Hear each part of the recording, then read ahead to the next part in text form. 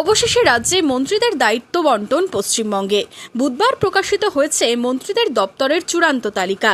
মুর্শিদাবাদের বিধায়ক গৌরীশঙ্কর ঘোষ অনগ্রসর শ্রেণী কল্যাণ দপ্তর ও গণশিক্ষা প্রসার ও গ্রন্থাগার পরিষেবা দপ্তরের দায়িত্ব পেয়েছেন।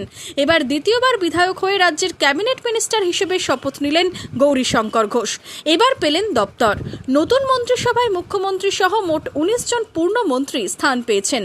তার মধ্যে অনগ্রসর শ্রেণী কল্যাণ দপ্তর ও গণশিক্ষা প্রসার ও গ্রন্থাগার পরিষেবা দপ্তর, এই দুই দপ্তরের দায়িত্ব পাচ্ছেন গৌরীশঙ্কর ঘোষ। আগেই প্রতিমন্ত্রী হিসেবে শপথ নিয়েছেন কান্দির বিধায়িকা গার্গী দাস ঘোষ। কান্দি থেকে প্রথমবার জিতেই মন্ত্রী হন তিনি। প্রতিমন্ত্রী হিসেবে রাজ্যের বিদ্যুৎ দপ্তর এবং অপ্রচলিত ও পুনর্নবীকরণযোগ্য শক্তির উৎস দপ্তরের দায়িত্ব পেয়েছেন তিনি। জোড়া মন্ত্রীতে আশাবাদী মুর্শিদাবাদও। Bureau report, imagine community media.